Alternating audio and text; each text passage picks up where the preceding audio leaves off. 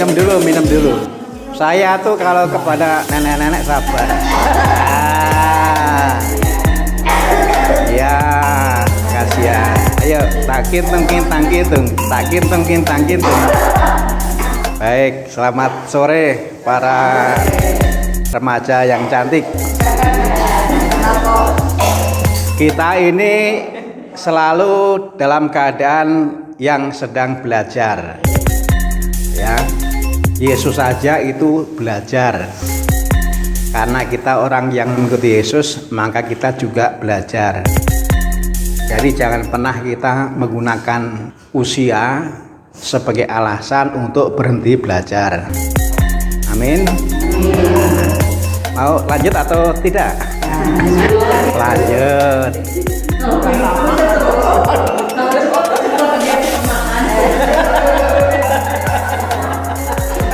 Soalnya sudah lapar nih.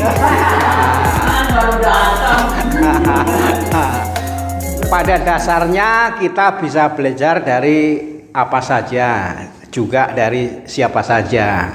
Hanya bedanya adalah kalau yang kita jadikan bahan belajar itu adalah hal yang jelek, ya jangan seperti itu. Kalau yang menjadi bahan belajar itu yang baik, nah seperti itu. Kitab suci yang tadi kita dengar bersama berbicara mengenai orang Farisi yang jahat.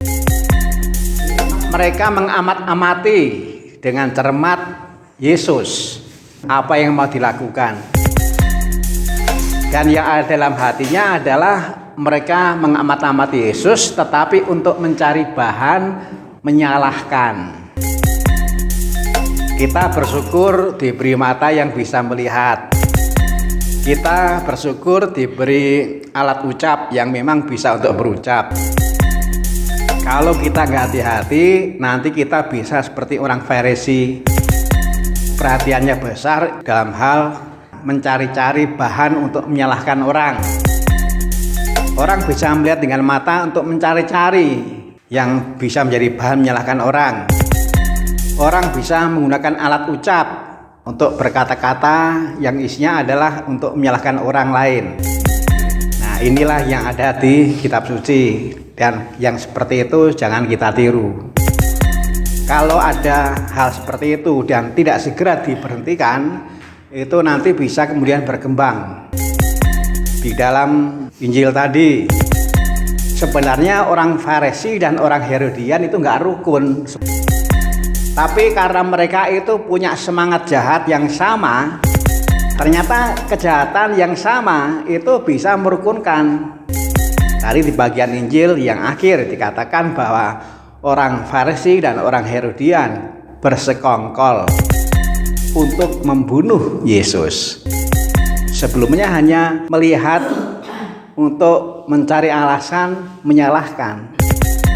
Tapi itu sulit. Lalu sekarang ada dua orang yang sebenarnya nggak rukun, lalu bersekongkol untuk membunuh Yesus.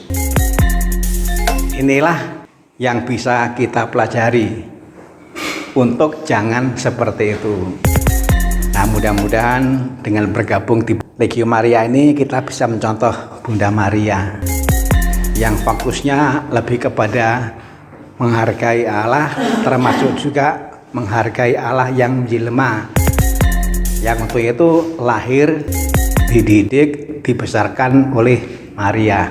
Maria sikapnya positif terhadap Yesus, berbeda dengan orang Farisi dan orang Herodian. Mari kita menjadi tim suksesnya Bunda Maria. Merdeka!